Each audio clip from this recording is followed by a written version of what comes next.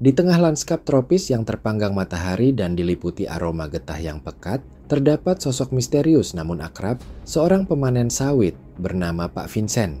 Ia bukan sekadar buruh kebun, ia adalah filsuf jalanan, seorang eksistensialis sejati yang melawan absurditas dengan cengengesan, sebatang rokok, dan secangkir kopi. Seperti tokoh dalam novel-novel Albert Camus yang menolak takdir dengan tawa kecut, Pak Vincent adalah pemberontakan yang berjalan dengan sabit di tangan dan debu di wajah.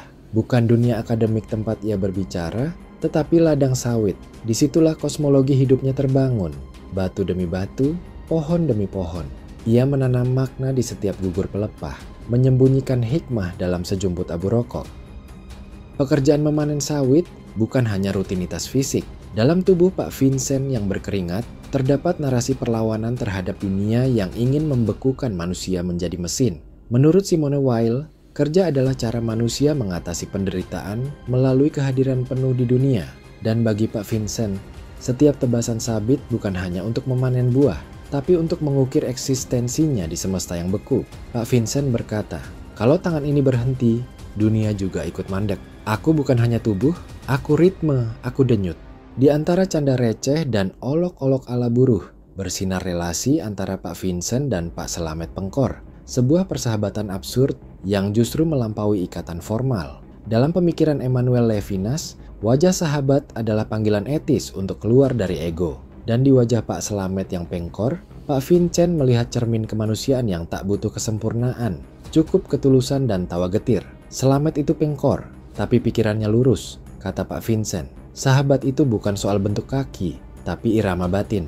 Pak Vincent benci dilarang merokok saat bekerja. Baginya, merokok adalah ritus perlawanan, cara tubuh merayakan dirinya sendiri. Dalam pemikiran Herbert Marcuse, kesenangan kecil adalah bentuk pembebasan dari represi sistem industri. Maka sebatang rokok di sela panen bukan kenikmatan murahan, tapi simbol otonomi tubuh atas rezim produktivitas. "Aku hisap dunia lewat asap ini," ujar Pak Vincent.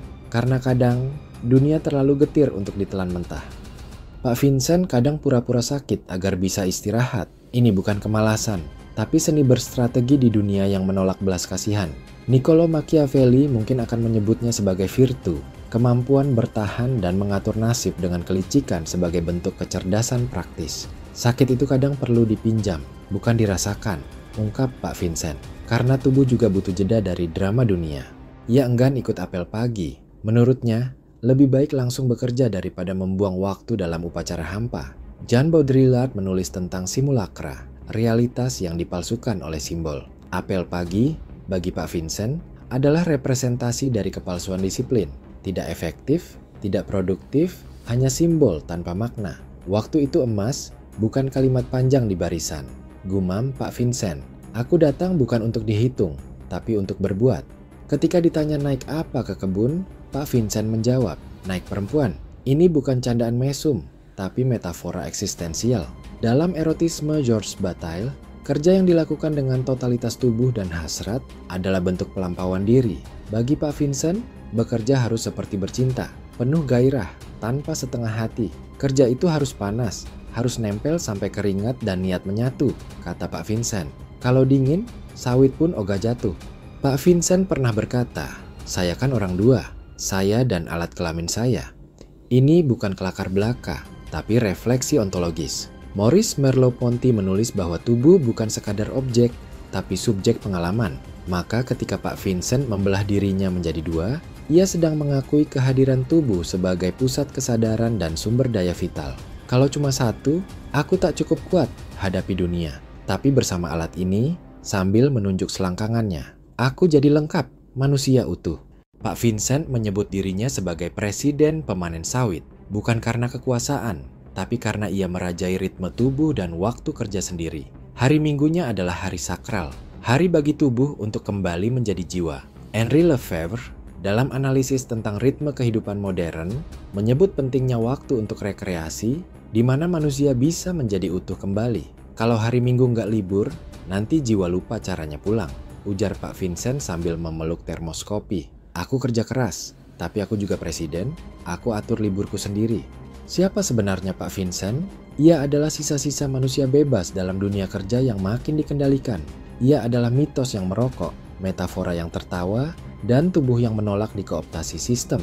Jika Diogenes pernah tidur dalam gentong dan menertawakan kekuasaan Alexander Agung, maka Pak Vincent adalah Diogenes kita yang tidur di barak, memanen sawit, dan menertawakan seluruh sistem dengan satu kalimat, "Saya orang dua."